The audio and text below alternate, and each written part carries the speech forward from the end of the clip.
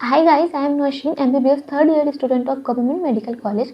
तो गाइस, बहुत सारे नीट एस्पायरेंट का क्वेश्चन होता है कि कौन सा टेस्ट सीरीज करें, कहाँ से टेस्ट सीरीज करें, एलन ले, आकाश ले, पीडब्ल्यू ले, कौन सा सबसे बेस्ट है, या फिर 650 प्लस मार्क्स लाने के लिए हमें कितने सारे टेस्ट देने चाहिए, कितने फुल सिलेबस टेस्ट देने चाहिए, कितने पार्शियल टेस्ट देने चाहिए, और एनसीईआरटी बेस्ड क्वेश्चन हमें कहाँ पर मिलेंगे। हमें अगर सिर्फ एनसीईआरटी बेस्ड क्वेश्चन करने हैं तो वो हम कहाँ से करें, और अब हमारे बैकलॉग्स हो गए हैं तो अब हम उसे कैसे कवर करें, वन शॉट करें या फिर डिटेल वीडियो करें।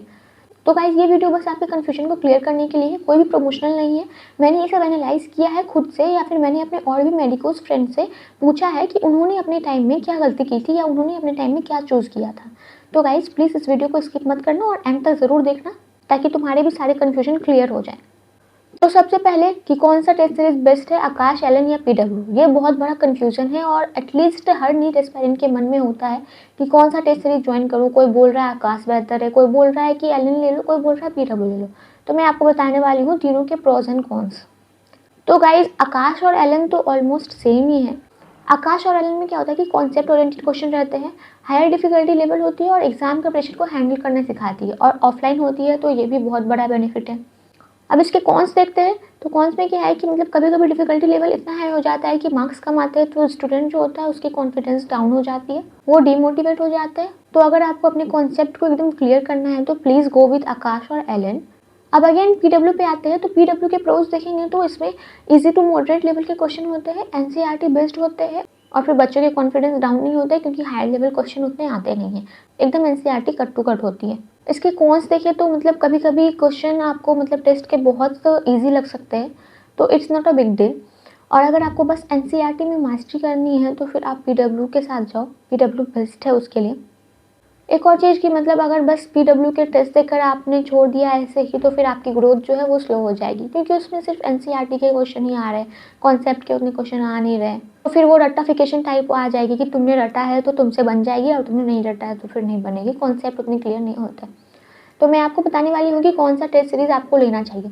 तो गाइस, अगर आप 2027 के लिए प्रिपरेशन कर रहे हैं या फिर आपने 1-2 साल से प्रिपेयर कर रखा है अभी नहीं 2026 के लिए, तो प्लीज़ गो विथ आकाश और एलन, क्योंकि अभी क्वेश्चन थोड़े टफ हो गए हैं, क्योंकि 2025 में क्वेश्चन थोड़े टफ आए थे फिजिक्स की, इस वजह से मैं आपको बोल रही हूँ कि आकाश और एलन आपके लिए ठीक होगा। लेकिन अगर अभी आपके पास टाइम नहीं है, आपने बस एनसीईआरटी ही पढ़ा है और आपको एनसीईआरटी ही पढ़नी है, क्योंकि क्वेश्चन 90% तो एनसीईआरटी ही रहती है, तो please go with PW, PW उसके लिए बेस्ट होगा। ओके, अब बारी आती है कि हमें एनसीईआरटी बेस्ड क्वेश्चन कहाँ पर मिलेंगे, हमें एनसीईआरटी बेस्ड पीवाईक्यू कहाँ पर मिलेंगे। तो गाइज, मैं आपको कुछ रिसोर्स बताने वाली हूँ जो मतलब एकदम प्रमोशनल नहीं है, जो मुझे पर्सनली अच्छा लगा, मैं आपको वो बता रही हूँ जो मैंने यूज़ किया था अपने टाइम में। तो एक बुक आती है NCERT exemplar, physics, bio, chemistry सबके लिए, तो आप वो कर सकते हैं। उसमें एकदम एनसीईआरटी बेस्ड क्वेश्चन रहती है, आपकी एनसीईआरटी लाइन बाय लाइन एकदम क्लियर हो जाएगी।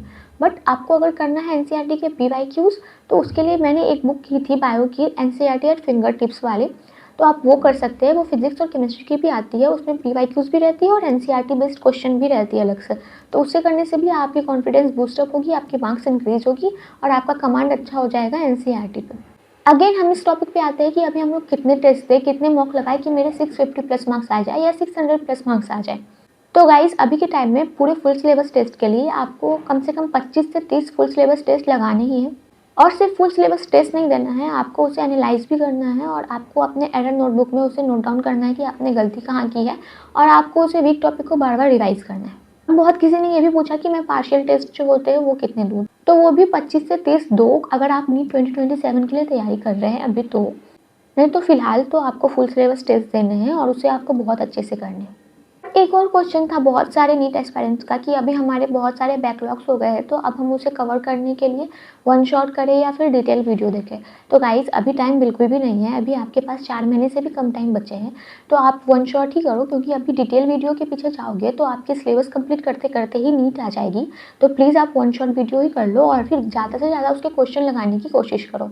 अब मैं आपको बता रही हूँ एक टेस्ट अटेम्प्टिंग स्ट्रेटेजी। सबसे पहले टेस्ट दो, उसे एनालाइज करो, जो भी गलत हुआ उसे एरर नोटबुक में मेंशन करो और फिर उसके बाद अगेन रिवाइज करो, उसको बार बार रिवाइज करो।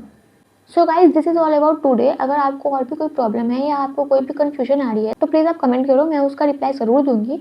और अगर आप ड्रॉपर है और 2026 में एग्जाम देने वाले हो तो प्लीज़ कमेंट में लिखना ड्रॉप 2026। एंड आगे आप मुझे और ऐसे ही देखना चाहते हैं बहुत सारे नीट गाइडेंस के साथ, तो प्लीज़ मेरे चैनल को सब्सक्राइब करें and don't forget to like and comment. Okay, bye.